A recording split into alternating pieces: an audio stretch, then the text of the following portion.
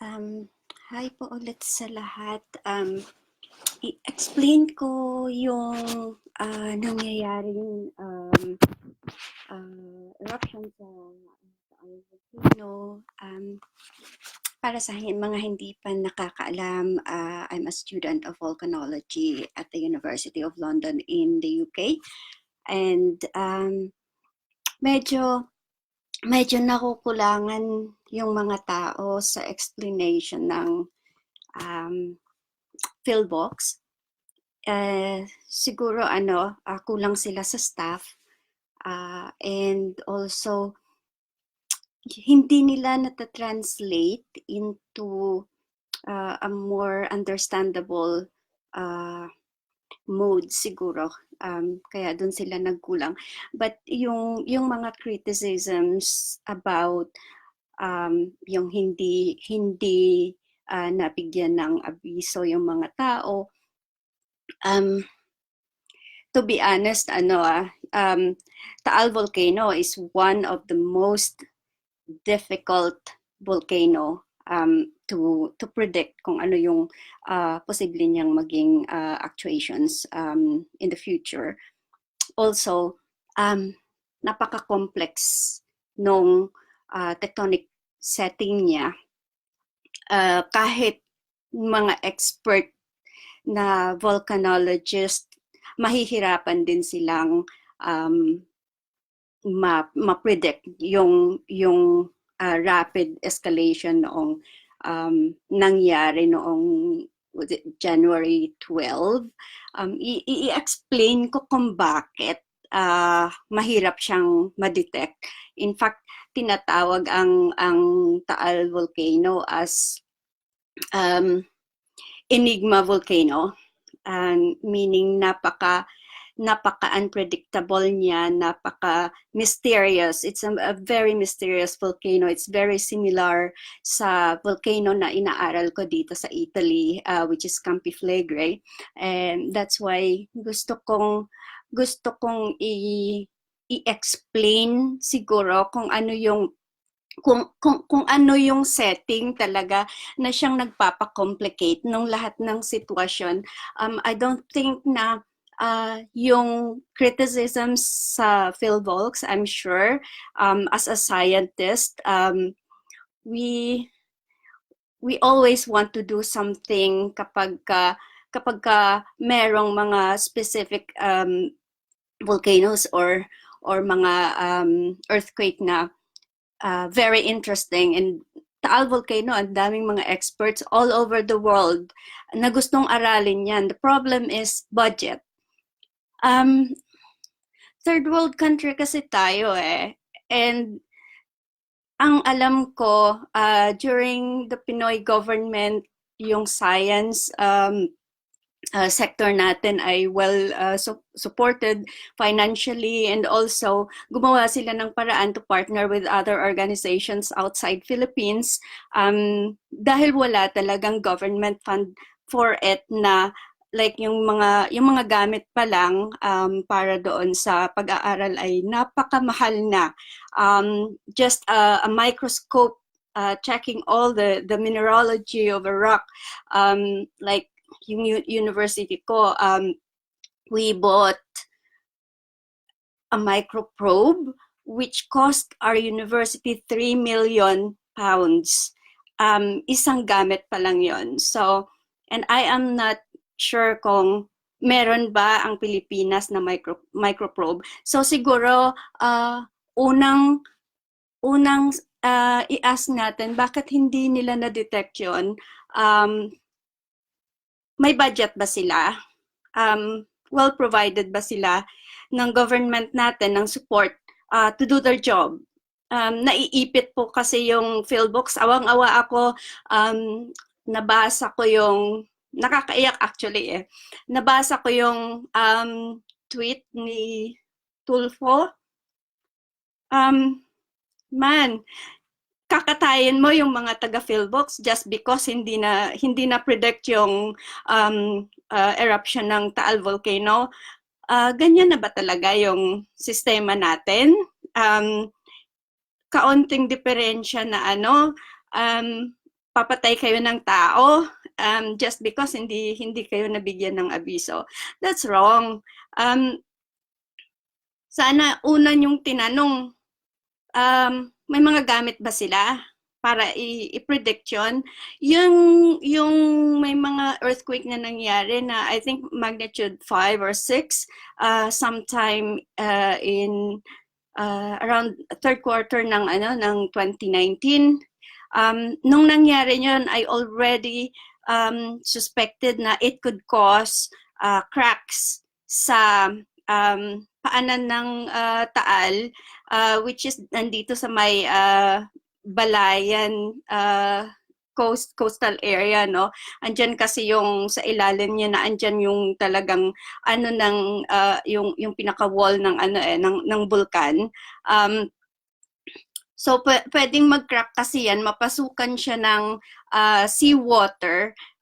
Yun palang water na meet up, magkaroon ng contact sa magma, very, very explosive na yon. But then, if you come to think of it, hindi ito normal water. Yung nagko-contact sa sa magma, hindi siya normal water. It's mix of seawater, which makes it 8 times more eruptive than just a normal water na less yung salinity niya. So, my suspicion talaga is, napansin ko na yan around October, I think, or November, na nagkakaroon na ng earthquake sa area na yan around Agoncillo. And I was already very worried na there's something going on sa Taal. And kahit naman yung sinasabi ng PhilBooks, March 2019 pa lang, nag-raise na pala sila ng level 1. Siguro hindi lang na-explain sa mga tao kung ano yung extent ano ibig sabihin ng level 1, ano yung mga risk, and hindi rin na-explain siguro yung rapid na changes, yung ugali ng bulkan na ito, na pabugso-bugso siya kapag pumutok eh. Historically, ganun siya. And yung history talaga ng bulkan na ito is dati yung ancient putok niya, there were records ng pag-aaral sa rocks around Manila, Cavite area. May mga deposits dyan traced back to Taal Volcano, and these are pyroclastic deposits, and it's called ignimbrite. Dacitic siya, meaning napakataas ng content ng magma nito. So, yung wait, let me get a map para maipakita ko kung ang dami kasing ang alam lang nila yung bulkan ay andito lang sa but let me show you yung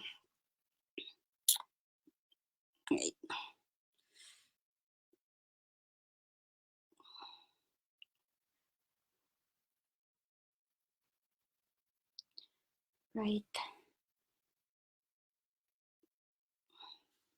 Okay, if you can see yung andito yung pumuputok sa gitna, yung maliit na parang island dyan. This little island here, no? Dyan pumuputok. Para maliwanag sa lahat, yung bulkan ay hindi lang yan.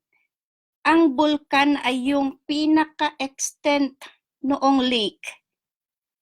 Bulkan po yan, lahat yan. And in fact, ang magma, ang more recent na magma, yung tinatawag naming seismic tomography, which is parang nung iniscan yung ilalim ng rocks sa paikot, ang nakita is around sa may Lemery, ilalim ng Lemery, hanggang dito sa may papuntang center ng vulkan, na andyan yung magma chamber sa ilalim niyan. Around 10 kilometers yung lalim niya, which is napakababaw niyan. Kung ikukumpara mo sa mga normal na depth ng magma chamber. Usually malalim siya eh. Tapos parang wait, i-explain ko sa kung paano nangyayari. Okay. So let me explain kung paano nabuo muna yung yung Taal. Kasi meron tayo ditong subduction zone. Ito yung Eurasian plate. Eurasian plate yan. Okay? Eurasian. Okay. So, Eurasian plate siya. Nagpapailalim siya. Nagpapailalim siya sa landmass ng Luzon. Okay? All the way yan actually sa Taiwan. Hanggang Taiwan yan eh. Ngayon, naputol siya dito. And there's a reason for that because yung Palawan landmass ay binangga niya ito kaya naputol siya. Nagkaroon ng Mindoro dyan. Romblon hanggang Buruanga Peninsula ng Aklan.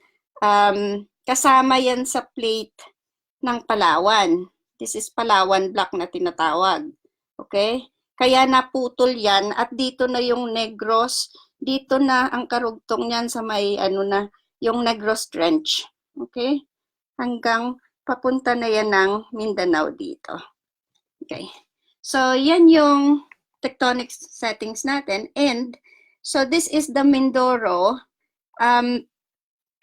Merong dito, fault yan dito because of doon sa pagbangga, no? And naandito lang yung Taal volcano. Napapakita. So we have the Taal volcano here. So paano siyang nabuo? Kapag nagpapailalim kasi yan, yung pinaka-plate niya, yung oceanic plate, iinit yan at around 30 kilometers below, magi-start na siyang tumaas yung temperature at itong bulkan na ito, yung plate nito ay at around 70 kilometers below ground ay nagmelting na siya. So actually mababaw yan eh, usually 100 kilometers, but this one mababaw yung melting point niya at 70 kilometers lang. And yung melt niya, yun na yung umakyat na naging naging vulkan na siya, naging marami yang vulkan dito eh. Kasama na ang Pinatubo, okay? So, i-explain ko kung papaano ba yung papaano bang nabubuo yung vulkan. So, noong pumailalim si plate, nagmelting at 70 kilometers depth. Nagmelt na siya dito. Nagkaroon na siya ng melting dito. Tapos, sa itaas ng dito kasi sa sa lupa ng Batangas, Luzon, no? Yan. Ang nangyari dyan is dahil tumutulak siya eh. So ifo-folding niya yung rock na ito, dapat flat siya eh, pero magfo-fold siya, and then aakyat na yung magma. Aakyat na siya, paakyat, and then dahil sa pressure niyan, may gas na nadala yan eh. ang mangyayari, itutulak niya ito ng itutulak yung lupa hanggang sa maging ano na siya, magkaroon na siya ng ganun. Okay? Mag-mound na siya. Yun. So, meron tayong magma na umaakyat. Iba't ibang ano yan eh. Nag-umpisa siya sa 70 kilometer, pero magme-melt siya sa ibang part din, aakyat yan. Tapos, nag-create siya, merong mga ano sa, kumbaga merong yung bowl, parang bowl siya.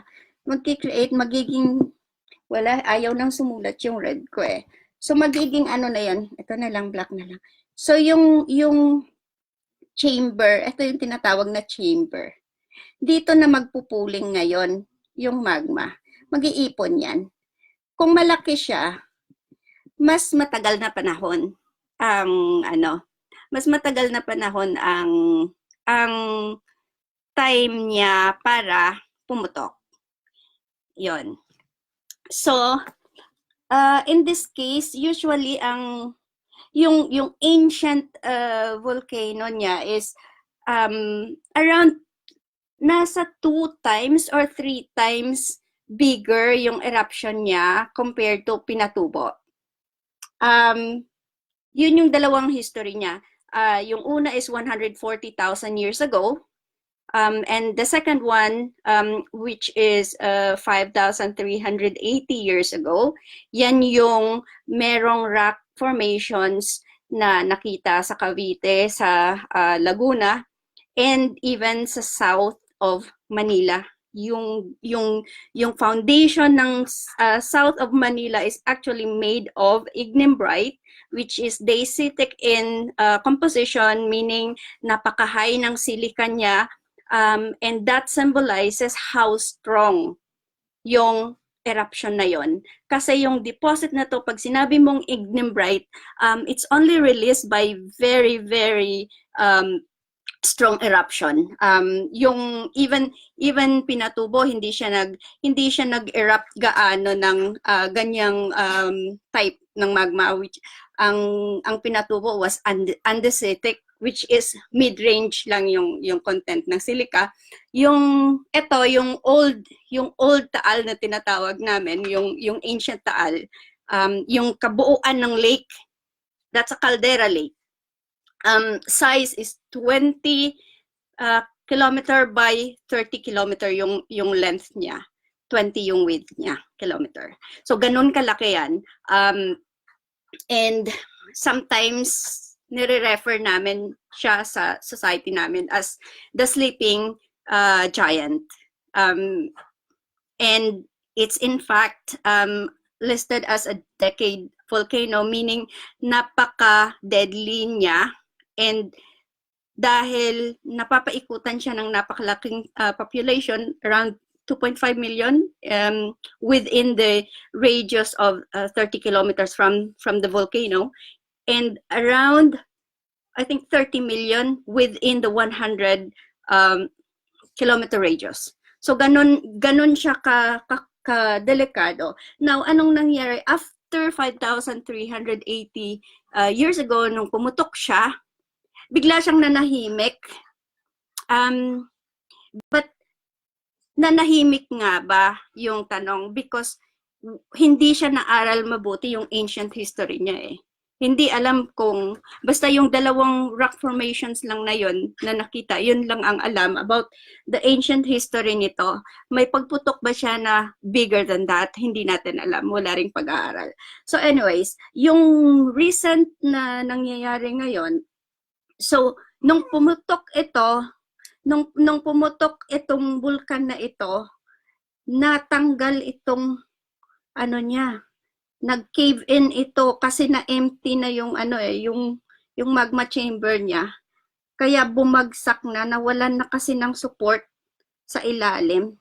Kaya naging lake na siya ngayon. Naging caldera lake na ang tawag dyan. Ngayon, para hindi kayo malito, ang caldera ay big crater. Ang crater maliit. Kung baga sa ano is platito siya. Yung crater, platito lang siya. Yung caldera, siya yung plato. Okay? And ang caldera, nagagawa lang yan, nangyayari lang yan sa mga super eruptions. So, yan yung kinatatakutan ko, and that's why I'm doing an FB Live now because I just saw the data nung pamamaga ng Taal right now. Yung Lemery yung Lemery kasi ano yan nasa south side siya. Andito siya na side yung Lemery. Ito yung namamaga at yung Balayan Bay nakita ko umurong yung bay ng napaka haba ng inurong niya. I mean haba. Mahaba yung inurong niya papuntang ano. Ibig sabihin noon namaga yung lupa ng area na yan sa may Pansipit River. Umakyat siya kasi itinulak yung itinulak yun ng i-explain ko para kung anong nangyari doon sa lupa.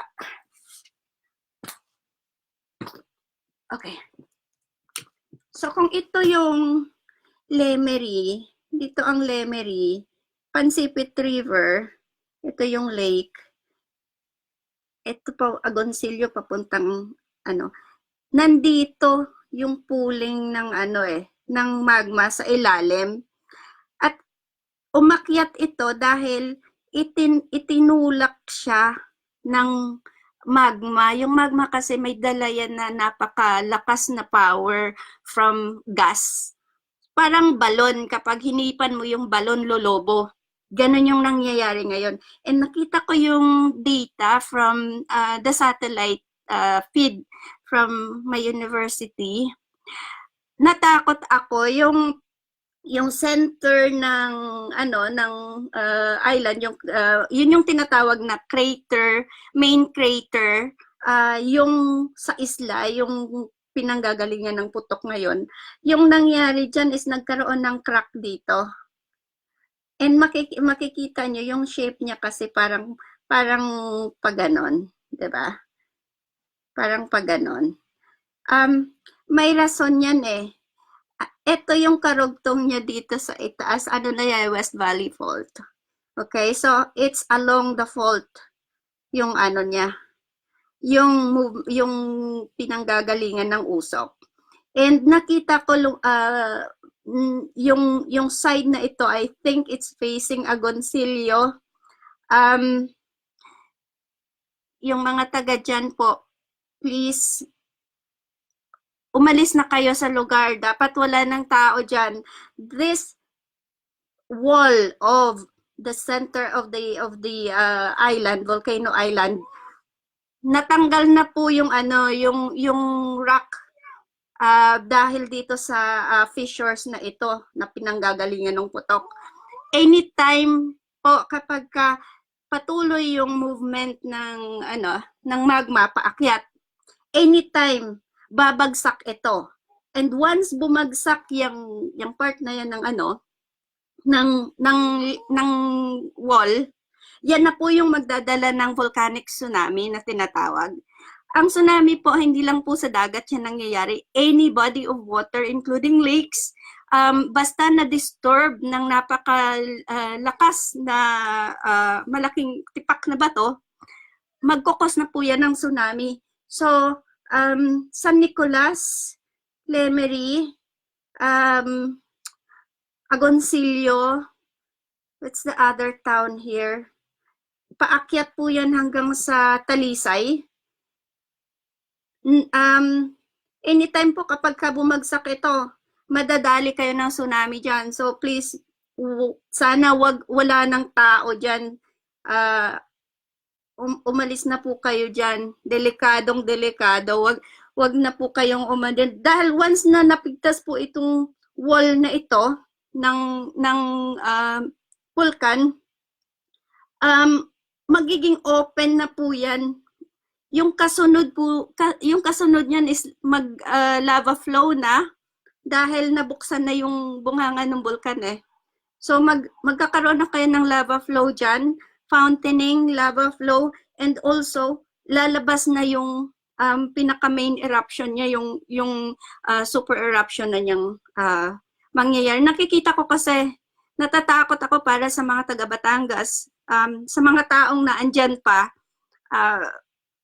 Kapag patuloy po ang pag-akyat ng magma at sa nakikita ko yung pagga niya ay talagang nasa explosion stage na siya, and if continuous pa rin yung akyat ng magma ay puputok na po yan. It's going to be nuke-like, parang nuclear po yan na sumabog. Yan po yung magiging epekto niyan. At ang Taal ay isang complex volcano. Within this island ay napakaraming mini volcanoes within. So may small volcanoes dyan na anytime, just like what happened in 1749, nang pumutok ang island volcano, lahat ng mga may apat siyang crater dyan, pumutok po yun lahat. O di, nako, nag-ingay na yung dog ko. So anyway, so yan po, sana O din, come here. Stop ko muna kasi yung dog ko umiiyak. Hindi na ako marinig. Ipagpatuloy ko na lang ulit bukas. Ayun, sana maka-help. Thank you guys. Pasensya na kayo sa dog ko. Bye.